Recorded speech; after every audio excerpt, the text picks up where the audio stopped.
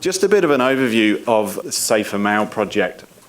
Our main thrust on this, and this is really what brought people together, is about activation of space. So we said we can generate some good crime prevention and community safety outcomes by activating the space. And it's a very, very old shopping mall, a lot of public space, a lot of issues with people really not using that space, or if they do, feeling unsafe within it. We ended up with quite a healthy budget for the project, so that was the grant from the Department of Justice plus the match funding from Council, and I'll touch on this later, but we've added to that as we've gone along and identified further opportunities. Work started in May and they're scheduled to complete in July, so we're kind of currently right in the middle of that construction phase. The main things that we're talking about in terms of this project is improved space for events, a greater diversity of seating choice, a softer landscaping treatment, and basically more kind of colour and more visual interest, all based around that final outcome really of activating the space, of bringing more people into the space, both at different times of day and to suit different user groups as well. The Mall was actually Melbourne's first, it might even be Victoria's, first drive-in shopping centre, built in 1956, the same year as the Olympics. So it's actually got its 60-year anniversary next year. Some people would tell you it kind of shows when you look at the Mall. It looks very dated in places. By and large, the structure of the place hasn't massively been touched since that time. So it's kind of a jumble of different things going on, and it's an area that's been subject to a lot of change, with a very diverse range of communities that live within the area around Heidelberg West, large diversity in terms of socioeconomic background, and all of these issues almost kind of play out at the Mall. It kind of sits very much at the centre of that community. So this is just an aerial shot, just to give you an impression. The main thing really, I suppose I'm trying to point out here, that, by the way, the red arrows just kind of indicate the pedestrian access points, but they give you an indication of the amount of public space that's there. So basically all of the space that's contained within those red arrows is public space. So there's a stack of it kind of surrounded by a sea of car parks. So the downside of that is that there's lots of often unsurveyed public space. The upside is, and there are lots of upsides to this as well, is that there's lots of opportunity for activity within that space. Many of our other shopping centres in Banyule, we have 11 or so main shopping centres, would kill for having the sort of public space that the Mall has. So it really does have its assets as well. It's just to give you an idea, I suppose, of sort of the current condition of the Mall, or the condition of the Mall as we started off on the project. I think by and large the photos there should give you the impression of a space that's feeling a bit tired, feeling a bit run down, feeling a little bit unloved. And in some places, and for different people, really feeling quite unsafe, certainly at different times of day, like nighttime. This is a real shot. There's nothing been doctored on this, actually. Our urban designer, she bravely went along to the Mall. It's actually not that bad, but she went along to the Mall of an evening and took some shots and came back with this, and we're like, wow, this is great. I think this one actually featured in our application as well. This is Oxford Arcade there, which is one of the focuses for our project. Oxford Arcade is an almost featureless alleyway that runs between the car park and the Mall. And as the photo kind of clearly makes out, it's a very intimidating and unsafe space to be, particularly at night time. To go back to the positives though, there's a lot of stuff that's happened in the Mall over the years, and we've got a very active traders association that Council supports. And the Trades Association's also been successful in bringing in resources from elsewhere that seek to celebrate the diversity of the community in Heidelberg West. So there's a whole lot of potential there of people that want to be doing stuff in that space, but they're going, oh, it's not quite up to scratch for us being able to do the sorts of events and things that we want to do. So that was another factor for us when we were considering the project. We're going, okay, well, what can we do that really capitalises on the potential of this space? So we're not expecting miracles from, an investment of a few $100,000. It just doesn't work that way. So how can we build on the very positive things that we already have? And we already felt there was a very strong capacity not just by the Trades Association, but also by the range of community groups that operate within the space as well, for wanting to actually do things at the Mall. Given the right upgrades and the right improvements, then we felt that that could really add to that activation of the space and then bring about those crime prevention outcomes. We've really tried with this project to really take an holistic approach and say, how can we tie in everything together on this? Yes, it's a crime prevention grant, but how can we ensure that we're really building on all of the various things that are happening in that space? And one of the great things that's happened there recently, opened up about a year ago, is a business incubator. So essentially it's a small business space. I'm putting this forward really as an example of, again, other things that are taking place in that space that might not be directly crime prevention related, but it's all about bringing more people into the space.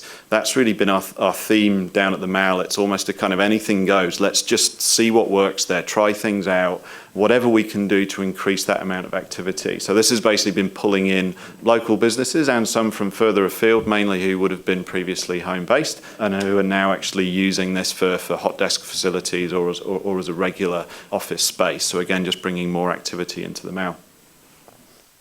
This is a snapshot, I suppose, a bit of to give you an idea of the range of reports that have been done on the Mall, and this is by no means all of them to any degree. The Mall's got a long history of people wanting to improve it. The most recent incarnation of that was a large state government programme that was due to see a complete overhaul of the Mall. And there were discussions, I think, that lasted for a good couple of years there between council, the state government, the local community, aspirations set for a new community learning hub, complete demolition of the Mall and construction of new shops and new public spaces and everything like that. And for various reasons that didn't go through. What that left us with was a legacy of, I suppose to a degree, kind of distrust from the community. They felt that aspirations had been set really high, expectations had been set, and they weren't followed through on. And that makes it difficult then in terms of going back out and working with that community, because they're saying, well, we actually don't really believe what you're going to say. You can talk about all of this stuff, but we don't really believe it's actually going to happen. So it was another thing for us in all this. We're going, well, how can we, one, take this as a guide and kind of learn from it, because there's already been a lot of conversation about what the Mall needs. So we don't need to be going out with a blank sheet of paper and saying, what do you guys want? It's there in various ways. All we need to be doing is testing that, and we'll touch on that in a minute. And the other thing, I suppose, was just being aware of that, being aware that communities have often already been on a journey, and you're coming in at a certain point. So doing your homework, going out, digging through all those old documents and so on, I think is really, really important, not just in terms of the application, but also in terms of having that knowledge and being able to reflect back to those people who were trying to benefit from this, the local community, that we do listen, we do talk to our colleagues, and we do learn from the work that's previously been done, rather than seeing each new project as this big kind of fresh start. I think it's really important to get that project structure sorted out from the early stages. You can't do that soon enough in terms of understanding who should be on the project, what your meetings are going to be, what your reporting structures are going to be, who you need to keep informed, what the political influences are on it, where the community sits in all of this. Do they have any decision-making powers in it? Are they just there for reference? Do you want to consult with them? Do you want to engage with them? That whole kind of ladder of consultation approach, and just defining what that's going to look like. It may well change, and it probably will change as you go through the project. But I think it's really important to do that from the start, and particularly as we've found with a very multidisciplinary project, is you then need to be bringing the people on board right from the start who you're seeking to influence. Forgive me if I don't talk through that in any more detail, because I don't think you'd be interested.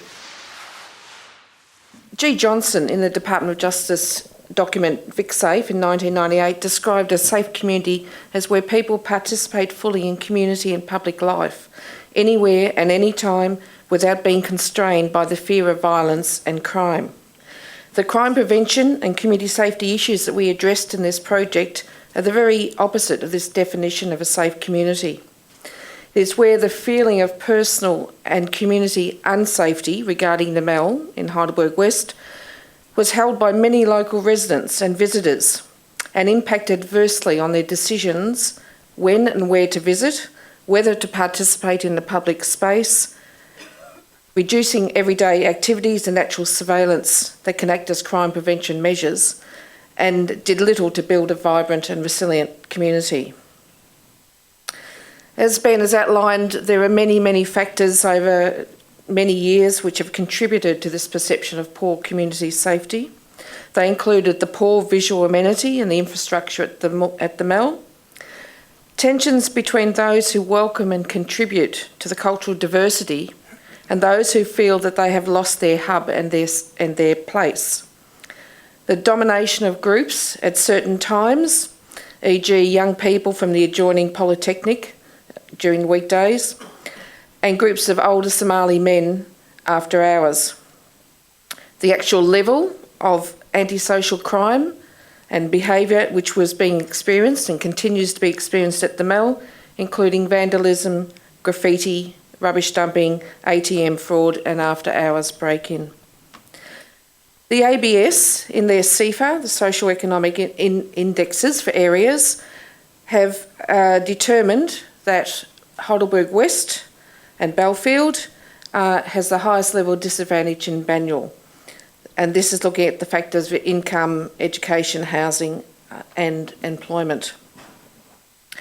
The local area community safety profile for Banyule City Council, Department of Justice 2013, reported at a postcode level, Heidelberg West and Heidelberg exceed that state average rate of crime in all categories.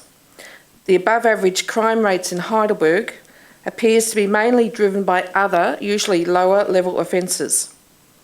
It is also significant that the report states socio-economic factors suggest that there is a value in undertaking targeted activity to prevent high-risk groups from becoming involved in antisocial, risk-taking or criminal behaviour. And they identified Heidelberg West as a hotspot in Banyule, requiring coordinated action across a range of crime prevention determinants and interventions. From a community focus, as Ben spoke, that the community have been consulted quite a bit over many years, and a 2011 community survey noted the community concerns, including vandalism, graffiti, rubbish dumping and problems linked to drug and alcohol use, and that the local shopping centre needs to be upgraded. This is the words from the community themselves. They supported the implementation of several projects, and they have supported this project along the way.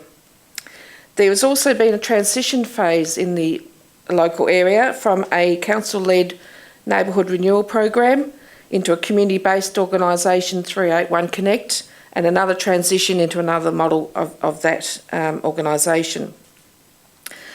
It is significant that these community-led groups have decided to keep two of the working groups active, one of which is Community Safety Working Group. They have identified community safety as one of their prime issues and focus for future attention. The crime stats. As you can see up there, the promising story is that crime stats and calls regarding the Mel to 000 have reduced by 30% since 2007. So that the work that council, the community and other stakeholders have been doing has been having some effect. However, the types of crime reported have remained similar. And this is reported crimes. There is obviously crimes that do go unreported. So the crimes that have remained active, burglary, theft, assaults and property damage. And again, with the majority of calls to 000, suspect loitering, drunken, erratic behaviour and assaults. Council and Victoria Police have done SEPTED reports around the Mel in 2007 and 2014. The 2014 report stated there is a general perception by local residents that the Mel is unsafe. The audit recommended actions such as better maintained infrastructure and amenity, different methods of policing, and also said a range of initiatives would need to be implemented to address actual crime as well as improve the perceptions of safety in the area. And this, I think, is the very basis of what we have looking for in our outcomes from this PSIF grant. We did a lot of consultation over the years, so we really started off with information via trade and newsletters and our website, just informing the community about what was being proposed for the MAL, how people can have their say, and what the scope of the project was. So we started our consultations in August. We did surveys online and also by hand, and we also had face-to-face opportunities. We offered 3 dates in August, and people were invited to come down and talk to council officers and have a look at some of the designs and input into those. So all in all, we did have 140 surveys completed. Within the community itself, we did a feature seeding project, and we worked with children from an after-school project. So children actually inputted into the design of the feature seeding, and they look like this. So that was a really good opportunity to work with different parts of the community. One of the very specific ways that we consulted with the community was a community walk at dusk. We let people know, we advertised, we asked people to come along, and we had a variety of community residents from different ethnic backgrounds, different ages. We had Victoria Police, we had council staff, councillors, and we gave them 2 tasks. The first one was that we gave them a trail, as you may remember the map of the Mel. So we gave them a trail as if they were taking a typical journey across the Mel. For example, one were asked to think of themselves as a family heading out for a meal, starting from the car park and then walking along to the pizza shop. And then they were asked to consider how they felt on this journey. Remember, it is at dusk. Was the journey frustrating or easy? Was it scary, safe? Was it dull? Was it interesting? And we had obviously various comments back about the look of the place, the trees, the lighting, those general comments. Then secondly, each group was given a specific area of the Mel to focus on. The central area, the Oxford Arcade, which we saw earlier, and the southern end of the Mel. And they were asked to think about the things at the Mel which contributed to a positive experience for them and which things provided a more negative experience. We then reconvened all groups back in Oxford Arcade, and we drew on the pavement with chalk a very large map of the Mel, and we asked people to put onto the map their ideas, their suggestions about what they thought improvements could be, their concerns, all the rest of it. We took a photo of this, and then we considered that in our work, looking at the final design for the works at the Mel. The other way we consulted was we had an external reference group which was made up of community members, the local community safety working group, Victoria Police, the traders, the centre coordinator, SARCOV, which is the Somali Australia Council of Victoria. We asked them for feedback, and they came along with us on the journey for the grant. We took designs back to them at different stages. We asked for them to talk to their networks and their colleagues about issues around the Mel, and this was all fed into the final designs and the project. And the external working group is still active, and we will be working with them until the Mel project is finished. Just another point to mention on the evaluation as well, we'll be doing another one of those community walks at dusk, and then that will be used for our kind of qualitative evaluation. So we'll have the same people going around after the improvement works are done, and we'll be asking them a similar range of questions and then kind of gauging the difference between their experiences. This is the central section of the Mel, and obviously you can only cut your cloth so many ways when you could potentially spend millions of dollars down at the Mel, and always our problem on this was just trying to cut that cloth in the best possible way, and it's always being tugged in different directions and so on. But we decided to focus on the central area. Basically redoing the seating. People don't sit in the current seats because they're made of metal and they get very hot in the sun and very cold in the shade. So it's when people told you that, you went, oh, of course, yeah. So we've actually gone for new modwood seating to actually encourage people to sit and dwell in the space rather than just going through it. The very colourful area, this central area there is some new paving with an event space next to it. Over on the left, which is difficult to make out, but I'll show you a concept picture in a second, is some softer landscaping. And that sits directly outside a shop, which council's taken over for running a range of community facilities from. And this took place actually during the course of the project, where we said, well, hold on, we can really, again, do some more integration here. So we've now got this new community facility with a range of community organisations in there who are now being encouraged to spill out into that space and kind of take ownership of this new landscaped area. And then we've got a range of improvements to Oxford Arcade, which we touched on earlier. This is our concept design. You don't get too much for $10,000 with landscape architects. They spent most of their time on the drawings themselves, which thankfully are all standing up now we're coming to construction. And we said, oh, do you mind just doing us a quick concept thing? So they kind of knocked this together for us. But at least it gives an idea of the sorts of things we're doing. The main thing here is colour. It's softness of landscape. It's, the Mall's this very hard environment, and people during the consultation just said, just make it a nicer place to be, bring more colour into the space, make it a space where we feel like we'd want to dwell. So yes, we've gone for a kind of Teletubbies style soft rolling landscape. The feature seating, which Sarah touched on, I think is really important. It's actually been a relatively cheap part of the project. We're spending about, I think, $20,000 in total on these seats, and effectively they're little clusters of concrete seats. Been great in terms of the community engagement on it. Kids have been involved in the design, and often you'll find kids running around in the Mall, and so it kind of becomes a little, although it's not an official play item, it becomes something that's a playful object and adds all this colour and vibrancy to the space. Extra benefits so far. Well, this is the thing. I mean, the downsides for us is we've probably done a lot more work on this than we would have initially thought. But the reason for that is because we've really been wanting to focus on our outcomes and look at the extra benefits that we can generate. So, for instance, initially we had the renewal of a PVC canopy roof that sits in the centre as being a key part of the project.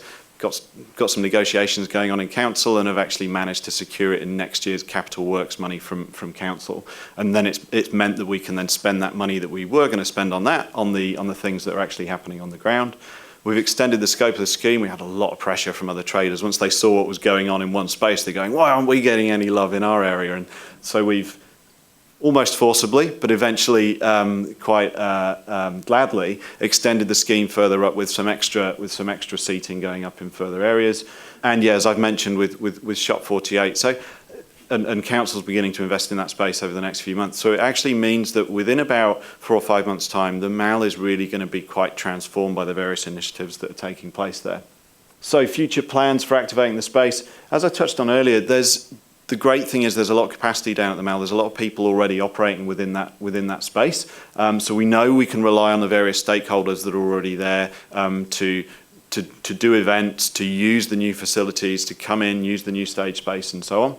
We actually got a bit more design work done than was needed for the final works that we went ahead with, and that's really great because it means that we can then use that to go out, win more money, whether that's internally with council or from other organisations, to do further work around this overall vision. Everyone's got strong opinions, and you might find this with the spaces that you're thinking of, that it's not like it's just one area that kind of knows what to do. And we found this not just amongst the community, but within council as well. Everyone had the idea for how you sort the Mall out. Sometimes they were conflicting, sometimes they were competing, often they were overlapping, but that's been a challenge. That's been a real challenge. And I think the sooner you try and kind of bring that to a head, the better. It's not a bad thing that people have strong views about a space, but I think you need to try and get them out there as soon as possible early on in the project, so you get that buy-in to the overall vision. And getting that buy-in is really important, and we've certainly learnt that you need to do that in an ongoing way, not just externally, but from your politicians, from your different services that are involved. We certainly found that, say, from our maintenance side of things, we should have kept them more involved in the project as we went along, just rather than at sort of periodic stages.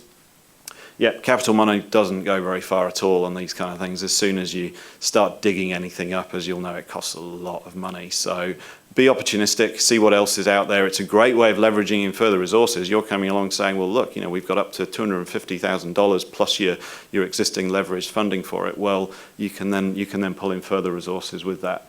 everyone thinks they've got it worse than everyone else. Well, was for us at the Mail, where as soon as we start doing things in one space, then everybody at the other end goes, oh, we've got it terrible down here, nothing's working down here. The way around that we found was, look, get everyone focusing on that bigger picture, saying this of itself isn't going to sort out everybody's problems in the space. It's a step in the right direction. We're moving forward, and it's trying to keep that bind to that bigger overall vision, rather than people getting kind of lost in the details of it, of trying to pull the resources just in their direction. And the small things do make a big difference. I referred to the feature seating. I think that's a really key example where it's actually relatively low spend, but we think it's going to be really, really high impact, and very happy to share more details of that with people. Be prepared to do a lot of homework as well. We ended up doing, at least for Banyule, and it might not be for your councils, I don't know, but perhaps quite innovative work in terms of the surfacing that we were using. So we're putting in artificial turf. We're using a surface called Rhino Top, which is a treatment that you put on top of concrete. I didn't even know all these things before I started on this project, but we found that there was some reluctance within our council to try out some of those new materials. So it reinforces that thing of just trying to bring people along with you right from the start, not being scared to go out and find new things, but to do that in a way that's bringing your colleagues along with you. So yeah, we had quite a long journey with some of those things, which hopefully will result in some good outcomes. Keeping the Department of Justice informed is obviously really key, I suppose, reinforcing what Chris said. The project that we've got probably isn't the one that we started out with. It's certainly meeting all the same outcomes. It's broadly the same one, but a lot of the details shifted and changed. We've found that if we've kept the Department of Justice informed about that as we go along, then they've actually been pretty good at being able to adapt to it, rather than those kind of last minute letting them know that everything's completely changed or isn't going to happen. These things do take time. It's been a long road on this project, but for us, we think we've wanted to do it really well. We've focused on those outcomes. Pulling in the extra resources to do it and trying to take advantage of the opportunities takes time to do the work. But I suppose at this stage, it's just being aware of that, of kind of having your eyes open to it and ensuring that there's the officer time to be able to commit to kind of making your project happen.